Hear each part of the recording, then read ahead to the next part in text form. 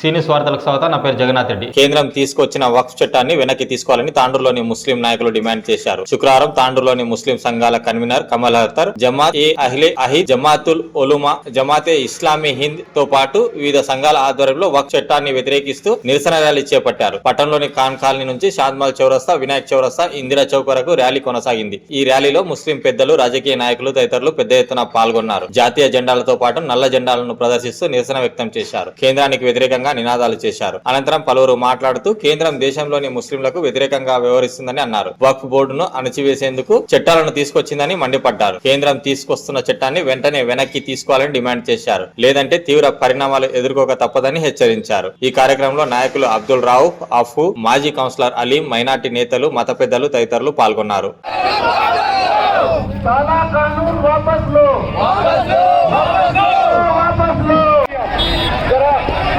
सामने जाइए, मैं गाड़ियों को जाने का रास्ता छोड़ो, अपन किसी का रास्ता बंद नहीं करना चाहिए। मैं हमारे प्रोग्राम के जो जिम्मेदार है जनाब कमाल अख्तर साहब, जो कन्वीनर है, इंशाअल्लाह जो जब तक तहरीक चलेगी वो उसके जिम्मेदार रहेंगे। पहले हमारे कन्वीनर कैसे हो, चलिए हमें सुनिए थोड़ा सा। अब यहाँ से हमारे तांडूर की एक अच्छी खूबसूरत है, हर मसलक के लोग मिलकर हम कोई बात तय करते हैं।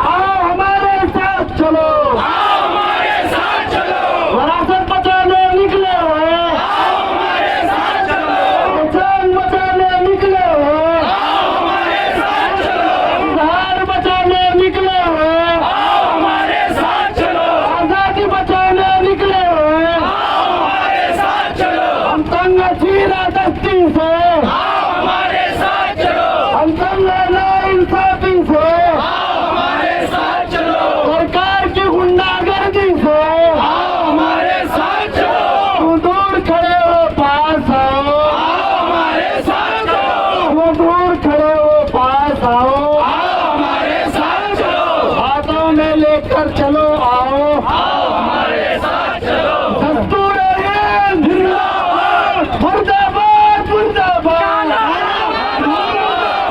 मुर्दाबाद मुर्दाबाद, मुर्दाबाद मुर्दाबाद, हिंदुस्तान जिंदाबाद, जिंदाबाद जिंदाबाद, हिंदुस्तान जिंदाबाद, जिंदाबाद जिंदाबाद, कौमी इत्तेहाद जिंदाबाद। बहुत मुख्तसरन अंदाज से हमारे ये तांडूर की पहली रैली है इस वक्त आज के बाद। चूँकि कुछ हालात ऐसे थे, हमारे बिरादरान वतन के का जतरा था, क्योंकि हम लोग एक दूसरे से मोहब्बत कर इस गांव में रहते हैं, हर एक के मजहब का ख्याल करते हैं, लेकिन इसका यह मतलब नहीं है कि हम कोई बुज़दिल है और कोई खामोश बैठने वाले हैं। इस मुल्क के लिए सबसे पहले खून मुसलमानों ने दिया है। 1750 से लेकर 1850-57 तक सिर्फ इस मुल्क के लिए आज़ादी मुसलमानों ने लड़ी है, और आइंदा भी इस मुल्क के लिए आज़ादी लड़ने का मौका आएगा तो इंशाअल्लाह हम आगे बढ़ेंगे। और दुनिया ने देखा पहलगाम में, कश्मीर में हिंदू भाइयों को मारने वाले दहशतगर्द मार रहे थे तो उनको बचाने वाले मुसलमान थे। ये हमारे मुल्क की तारीख है। एक मुल्क का मुसलमान आदिल अपनी जान को जोखिम में डालकर एक हिंदू भाई को बचाया। इसी को कहते हैं भारत, इसी को कहते हैं हिंदुस्तान। लेकिन जिन लोगों के माँ बाप ने और जिनके खानदानों ने कभी हिंदुस्तान के वास्ते लड़ना तो दूर की बात, नारा भी नहीं लगाया, बल्कि जो अंग्रेजों के तलवे चाड़ते थे, आज वो हुकूमत किसी धांधली से या किसी भी तरीके से बैठ कर ये समझ रहे हैं कि मुसलमानों को, हिंदुओं को लड़ाकर मुसलमानों से दुश्मनी कर कर अपनी हुकूमत चलाएंगे। लेकिन याद रखना, इस मुल्क की मिट्टी में इत्तेहाद है, इस मुल्क की मिट्टी में मोहब्बत है, इस मुल्क की मिट्टी में मिलनसारी है। फिरौनों को यहाँ पर कभी वक्त नहीं मिला।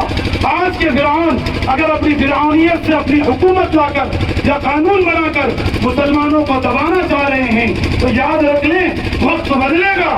जब बदलेगा तो तुम इस जमीन पर रहने के भी काबिल नहीं रहोगे। ये वक्त अल्लाह का कानून है, हमारी जात की लड़ाई हम नहीं लड़ रहे हैं। अगर बदलना ही था तो कितने वो एंडोमेंट एक्ट है, हिंदू एंडोमेंट एक्ट है, केरला, कर्नाटका, महाराष्ट्र, तमिलनाडु, ये झूठ बोला जा रहा है कि मुसलमानों की जमीन बहुत ज्यादा है। स्ट्रक्चर कमेटी की रिपोर्ट है 6 लाख एकड़ जमीन है।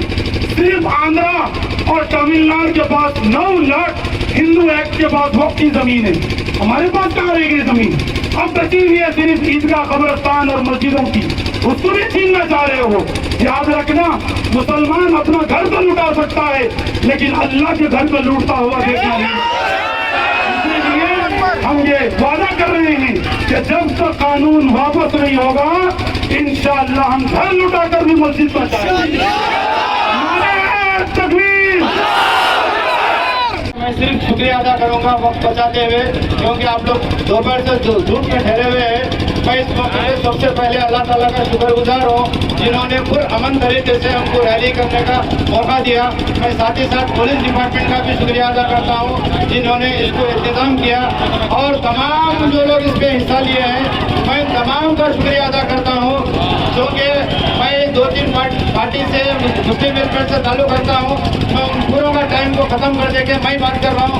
मैं as a convener, Muslim welfare सदर और वेलफेयर पार्टी ऑफ इंडिया का स्टेट सदर आपसे मुखातिब हूँ। सबका टाइम मैं सिर्फ 1 ही मिनट में ख़त्म करूँ।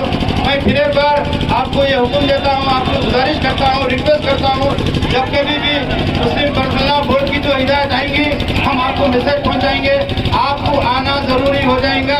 आप किसी कीमत पे ये नहीं बोलना मैं फलाने जगह जा रहा हूँ, फलाने जगह जा रहा हूँ। ये एक ऐसा काम है, अगर हम आज नहीं करेंगे, हमारे छोटे छोटे जो बच्चे हैं उनको नमाज पढ़ने का भी मौका नहीं मिलेगा, उनको जो दरगाह में जाने का मौका नहीं मिलेगा।